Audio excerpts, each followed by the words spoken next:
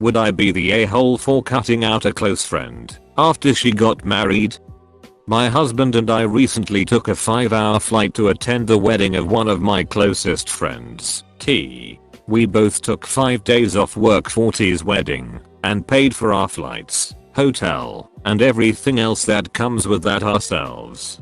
Prior to the wedding, I was a huge emotional crutch for T. In her own words, I was her chosen family, and she wouldn't have known what to do without me to listen to her and help her. Around a month before the wedding, I also threw T a giant bridal shower at my house, which I paid for. None of T's cousins or childhood friends chipped in or worked for T's bridal shower.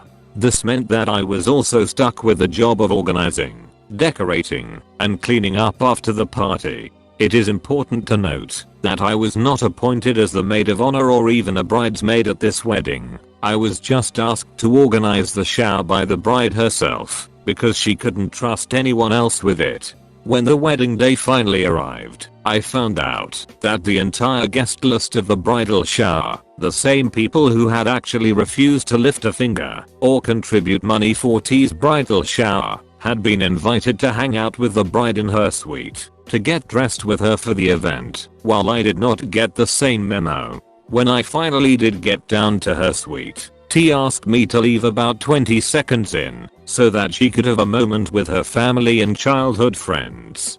After the wedding ceremony, we went down to the reception area, where my ever-optimistic husband was the first to find out that we were seated at the table that was the furthest from the bride and groom's table, and to add insult to injury, was also right next to the toilet. I've never seen his face fall faster.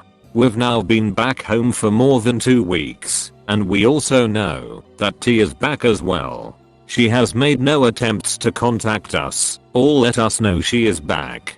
Meanwhile, there have been fresh photos on the book of faces about her hanging out with those same goddamn cousins, and I'm now fucking livid.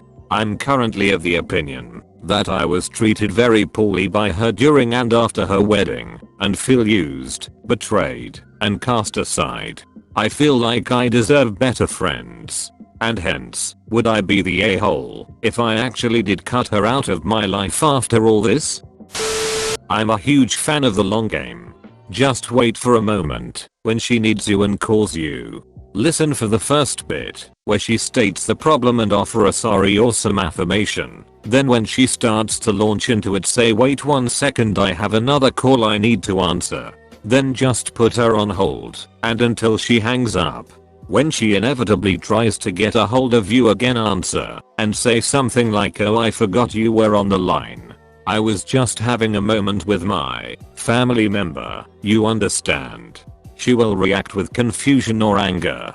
Either option lets you drop the what in the absolute F was that at your wedding bomb all over her. At this point you can voice all of your feelings. Probably best to write up a basic outline so you don't get flustered or sidetracked. At this point you can burn the bridge or demolish it in spectacular fashion. Either way her friends and family will hate you. Or you can just ghost her and she will never know what she did to you.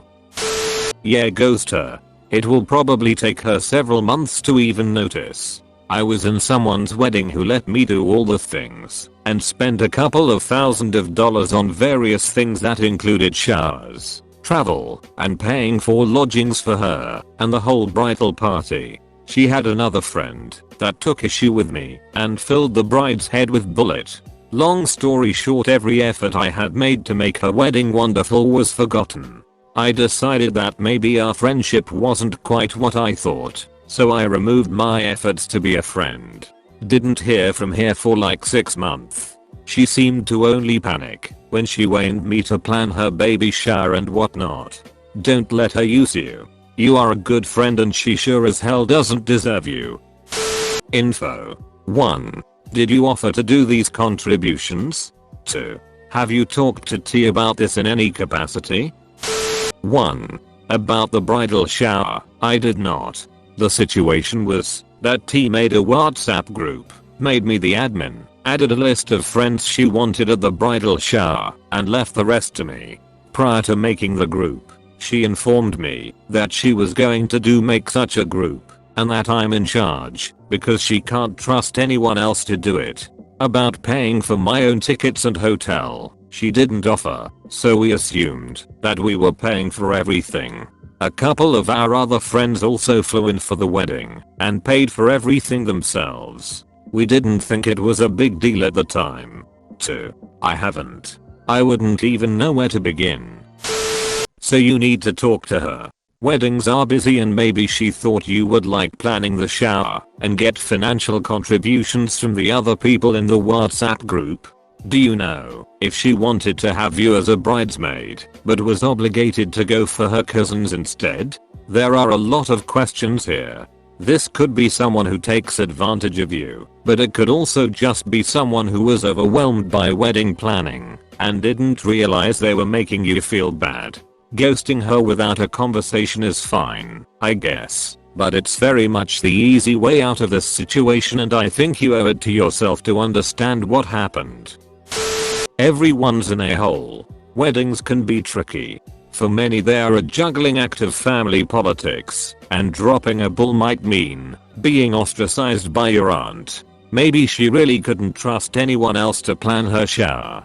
But if that's the case then you should have been a bridesmaid. She sucks for making you do the work without giving you the honor of being in the wedding party. On the other hand, because you are not a bridesmaid I don't think you should have expected to be treated like one. The bridal suite is for the wedding party and I don't think you should have been there. Your table assignment was also not something that I feel you should have been angry about. In addition, just because she is back doesn't mean she needs to call you. So what if she has hung out with her cousin since then?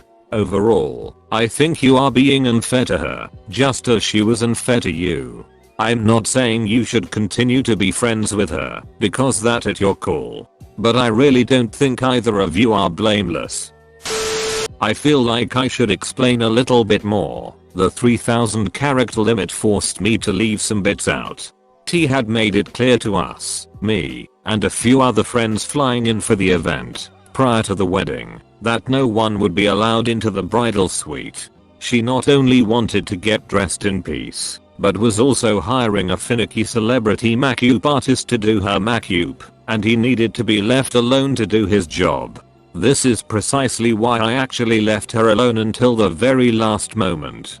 And when I did actually go in to see her, she asked me to leave because she was having a moment with her family and friends. However, I do think you may be right about the seating arrangement.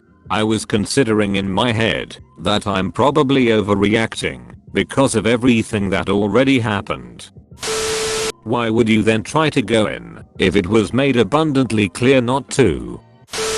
Because she was already dressed and was asking all the guests to come downstairs to her floor. We were all staying at the same hotel and were called on the phone to come down because the wedding was about to begin. When we got to her floor, her room was full of people and the door was open, so me and another friend went in to say hi. That's when she asked us to step outside because she was having a moment with her family and childhood friends. I believe she probably meant for us to stay outside the room, but I don't think it's unreasonable to see a room that is already full of people and want to go in and say hi.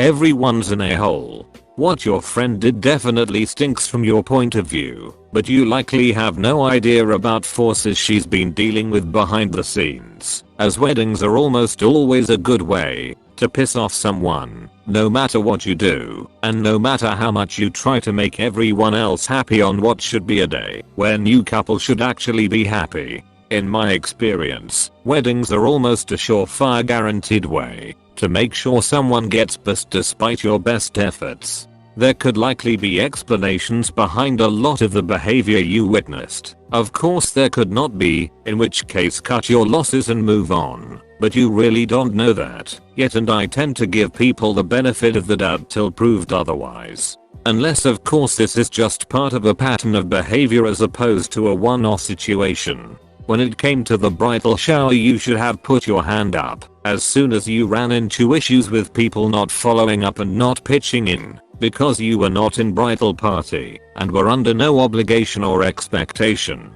to do any of that. Unlike the actual bridal party, you let yourself be a doormat there, and it's likely the bride has no idea that you were treated like that.